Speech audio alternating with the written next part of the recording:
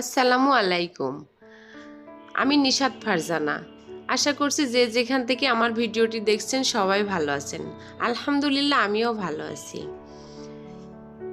এই তো আজকে সকালে উঠেই আমি কি করছি, রান্নাঘরটা ক্লিন করে নিয়েছি। যেহেতু রমজানের সময় রাত্রে আর এগুলা ক্লিন করা হয় না, এই জন্য সকাল সকালে ভাবলাম রান্নাঘরটা আগে ক্লিন করে নেই।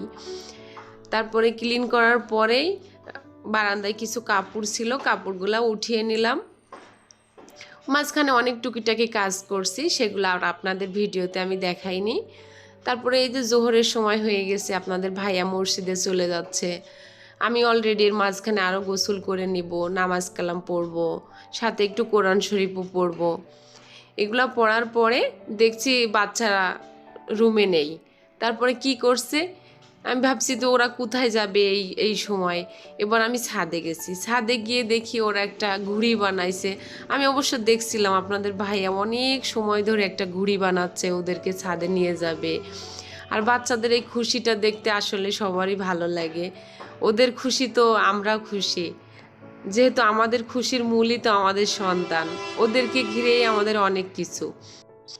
আমি আবার ছাদ থেকে ওদেরকে নামিয়ে নিয়ে এসেছি, যে এত দুপুরে ছাদে থেকো না, আবার বিকালে আসবা, চলো এখন বাসায় যাই।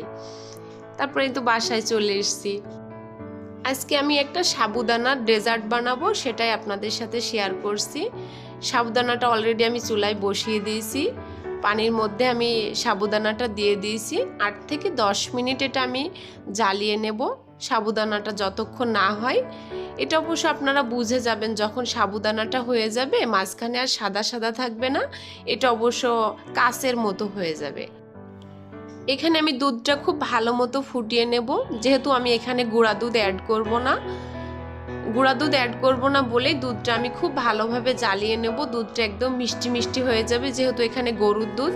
আমি অনেকক্ষণ ধরে এটা জ্বালাবো, একটা ঘাটনি দিয়ে ঘেটে ঘেটে জ্বালাবো আমি এটা।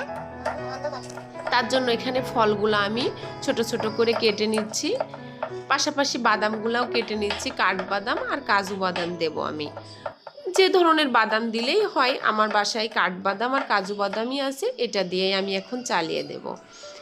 তার জন্য আমি পেয়ারার বিচিটা দেব না, পেয়ারার পাশ থেকে আমি একটু কেটে নিয়েছি। জাস্ট একটা সবুজ আর সাদার একটা কম্বিনেশন থাকবে, তাই পেয়ারাটা অবশ্য পাকা, আমি এই জন্য পাশ থেকে একটু কেটে নিয়েছি। সাথে আমি কালো আঙ্গুর, সবুজ আঙ্গুর দুটাই কেটে নেব। একটা কথা না বললেই নয়, যেসব মিষ্টি মিষ্টি আপুরা আমার চ্যানেলে এসে কমেন্ট করছেন, আসলে কমেন্টগুলো দেখে আমি খুব খুশি হয়েছি। আমার খুব বেশি ভালো লাগছে যে আমার ভিডিওগুলো দেখে আপুদের ভালো লাগতেছে। থ্যাংক ইউ আপুরা। তবে সবার নাম আমি উল্লেখ করতে পারছি না, আবারও বলছি ধন্যবাদ যে আমার ভিডিওটি আপনাদের কাছে ভালো লাগছে। তবে ভিডিওটি যদি ভালো লেগে থাকে কোনো অংশেই, প্লিজ একটা লাইক দিবেন। আর আপনাদের এই একটা লাইকে আমাকে অনেক দূর এগিয়ে নিয়ে যাবে। তারপর যাই হোক, এই যে আপনাদেরকে বলি আমি ডেজার্টে আজকে কি কি দিচ্ছি। প্রথমে আমি দিয়ে দিলাম কাঠবাদাম আর কাজু বাদাম, সাথে দিয়ে দিলাম আপেল, কালো আঙ্গুর, সবুজ আঙ্গুর, তার সাথে দিয়ে দিলাম পেয়ারা, সাথে দিয়ে দিলাম আনার, তার সাথে আমি কিছুটা দিয়েছি আপনার খেজুর, সাথে আমি একটা পাকা কলাও দিয়ে দেব।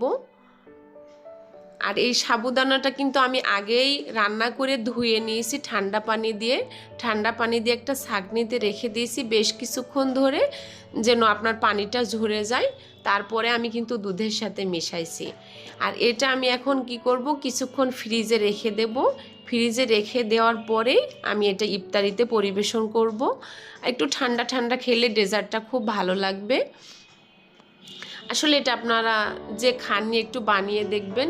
আমি কিন্তু এটা অনেক আপুদের কাছ থেকেই শিখেছি, অনেক মিষ্টি মিষ্টি আপুরা খুব সুন্দর করে ব্লগের মাধ্যমে দেয়। এখানে আমি একটু শরবত বানিয়ে নিচ্ছি ট্যাং দিয়ে। আর চিয়া সিডটা অবশ্য আমি সকালে ভিজিয়ে রাখছি, এটা ভিজিয়ে রাখলেই ভালো হয়। আর সাথে চিনি দিয়ে দিয়েছি, চিনিটা যাতে একটু গলতে সময় লাগবে, এই জন্য শরবতটা আগেই করে ফেললাম। যদি এখন পর্যন্ত আমার ভিডিওটির সাথেই থাকেন, তবে প্লিজ একটা সাবস্ক্রাইব করবেন, যেন আমি ভিডিওর ছাড়া মাত্রই আপনি একটা নোটিফিকেশন পেয়ে যান। ইফতারির আর বেশিক্ষণ বাকি নেই, এই জন্য আমি ভাজাগুলা ভেজে নেব। আমি আজকে ভাজবো বেগুনি আর সাথে একটা ডিমের চপ। ডিমটা আমি আগে সিদ্ধ করে নিয়েছি। আর আমি যখন বেসনটা ফাটিয়েছি মশলার সাথে আমি একটু কালিজিরাও দিয়ে দিয়েছি। কালিজিরার ঘ্রাণটা আমার কাছে খুব ভালো লাগে। বেসমের মধ্যে একটু জর্দা কালার দিলেও খুব সুন্দর কালারটা আসে। আমি আর আজকে এটা কালারটা দিইনি, আমি এমনিতেই বেসম দিয়ে এটা ভেজে নিচ্ছি। আর এটা যদি আমি একটু দেরি করে ভাজি তাইলে একটা মশমশা থাকবে ইফতারিতে খেতে। আমি অনেক আগে বানাই না, ইফতারির যখন দেখি 20 থেকে 25 মিনিট টাইম আছে, বেসনটা অবশ্য আমি গুলিয়ে রেখে দিই, তারপরে এটা ভেজে নিই। যদি অনেক আগে ভাজি আধা ঘন্টা 1 ঘন্টা, তাইলে এটার আমার মনে হয় ইফতারিতে খেতে খুব একটা ভালো লাগে না, একটু নরম নরম হয়ে যায়। এই জন্য আমি ইফতারির আগে আগে করারই চেষ্টা করি। আর এবার আমি টেবিলটা সাজিয়ে ফেলবো। এই যে আমি একটু চিড়া ভিজিয়ে নিয়েছি, চিড়াটা 1.5 ঘন্টা আগে আমি ভিজিয়েছি, সাথে টক দই দিয়েছি। টক দই, কলা, এটা আমার নিজে বানানোই টক দই, আমি নিজে যেটা টক দই বানিয়েছি সেটাই। সাথে একটু চিনি দিয়ে নেব, চিনি দিলে একটু ভালো হবে যেহেতু টক দই। আজকে ইফতারিটা খুব হালকাভাবেই করেছি, সেটাও আপনাদের সাথে শেয়ার করছি। আজকের ভিডিওটি এই পর্যন্তই রেখেছি। ভালো থাকবেন, সুস্থ থাকবেন। আল্লাহ হাফেজ। আসসালামু